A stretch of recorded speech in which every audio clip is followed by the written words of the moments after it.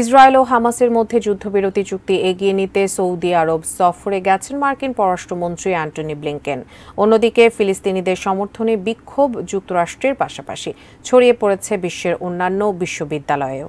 Gaza city ও রাফায় রোববার রাতে চালানো ইসরায়েলি বিমান হামলায় শিশুসহ অন্তত ২৭ জন নিহত হয়েছেন। অবরুদ্ধ গাজার রাফা শহরে নতুন করে হামলা চালিয়েছে ইসরায়েলি বাহিনী।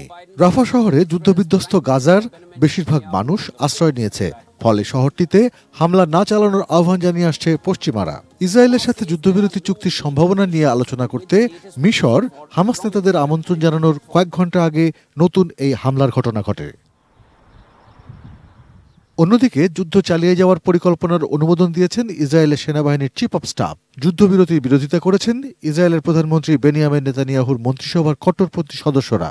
তারা বলছেন, হামাসের সঙ্গে যুদ্ধবিরতিতে রাজি হলে পতন হবে নেতানিয়াহু সরকারের। গাজার ভবিষ্যৎ ওই ইসরায়েল হামাস যুদ্ধবিরতির চুক্তিকে সামনের দিকে এগিয়ে নিতে আলোচনার জন্য সোমবার সৌদি আরব পৌঁছেছেন মার্কিন পররাষ্ট্রমন্ত্রী অ্যান্টনি ব্লিংকেন।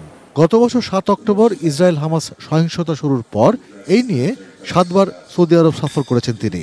এরপর বুধবার ইসরায়েল ও জর্ডান সফর করবেন মার্কিন পররাষ্ট্রমন্ত্রী। ফিলিস্তিনিদের সপক্ষে বিক্ষোভ অব্যাহত রেখেছেন যুক্তরাষ্ট্রের বিভিন্ন বিশ্ববিদ্যালয়ের শিক্ষার্থীরা। আন্দোলনে অংশ নেয় বোস্টনে ১০০ শিক্ষার্থীকে গ্রেপ্তার করেছে পুলিশ। মিডওয়েস্টের ব্লুমিংটনে বিক্ষোভকারীদের ছত্রভঙ্গ করে দেওয়ার পর ২৩ শিক্ষার্থীকে গ্রেপ্তার করা হয়। অ্যারিজোনা অঙ্গরাজ্যে বিক্ষোভ করার সময় গ্রেপ্তার হয়েছেন ৬৯ শিক্ষার্থী। সেন্ট লুইসের ওয়াশিংটন বিশ্ববিদ্যালয়ে বিক্ষোভের সময় গ্রেপ্তার হন ৮০ জন। এদিকে ইসরায়েল বিরোধী বিক্ষোভ ছড়িয়ে পড়েছে ফ্রান্স, জার্মানি ও কানাডার কয়েকটি বিশ্ববিদ্যালয়েও। Arpan Maitra, desk report, ATN news.